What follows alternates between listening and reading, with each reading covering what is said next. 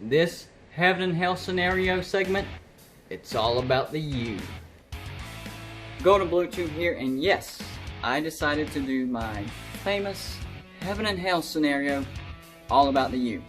So let's look at their offense real quick. Well, the first thing you have to talk about is D'Eriq King. He's from Houston. Dana Holgorsen ran this guy off, and he is a human highlight reel.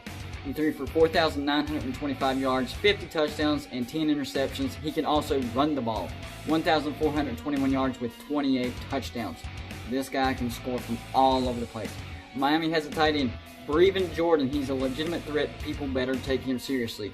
They did lose wide receivers KJ Osborne and Jeff Thomas, but returning wide receivers Mike Harley and D. Wiggins, along with the newbies Michael Redding and Xavier Restapa, will provide Miami with a very good wide receiver core, so he will have people to throw to. The biggest issue in 2019 was, well, there was no run game because the O-line could not block. Running backs Cameron Harris and Robert Burns will combine with the ability of D'Eriq King to provide an explosive offense if the offensive line can provide openings. But I will say, even if they can't, D'Eriq King can make plays with his feet when there are busted plays. So in my opinion, he is a major step forward above Tate Martell from last year.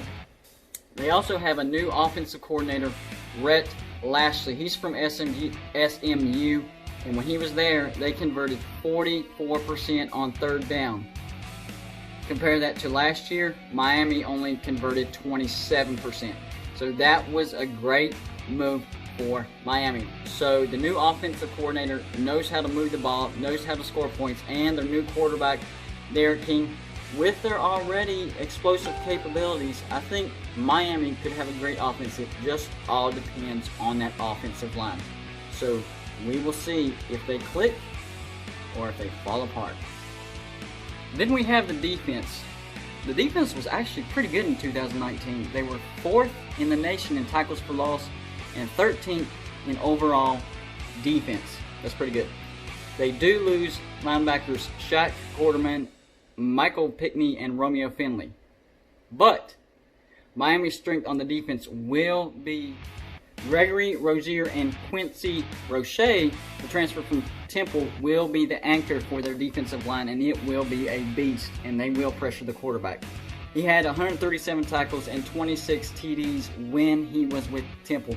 You add in the fact that transfer UCLA Jalen Phillips will be eligible, and senior Jonathan Ford, and that could give Miami one of the best defensive lines in all of college football.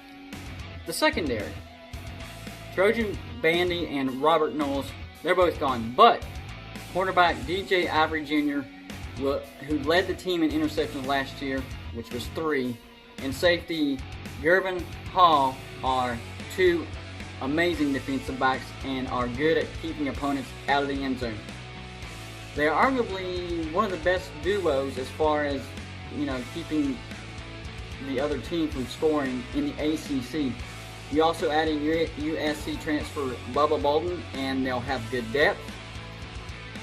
Like I was saying, cornerback DJ Ivory Jr. and cornerback Al Blaves, they'll protect the sidelines, while Gervin Hall and Bubba Bolden, the safeties, they'll protect the deep ball. So the big question for Miami will be their linebacking situation. They lost their 3 best tacklers, their 3 best linebackers. So those will be big holes to fill. But the secondary looks good and the defensive line looks amazing. People forget their defense was awesome. So we rewind and mix that with the potential that the offense could have. This might end up being one of the better Miami teams that we've seen. So here's my 2 scenarios. First, we have the heaven scenario.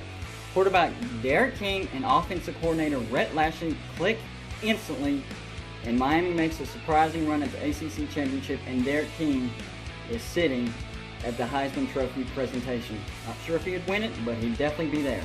That's the heaven situation. The hell situation, the offensive line fails to protect, and once again, the run game is a no-show, and Miami misses a ball. So, how does Golden Bluetooth see it? Well, first of all, I want to look at their schedule. They get Temple at home, Wagner at home, UAB at home, then at Michigan State, Pitt at home, at Wake Forest, North Carolina at home, at Virginia versus Florida State, which is at home, at Virginia Tech, at Georgia Tech, and then Duke at home. So the way I'm going to call it, Temple at home, win.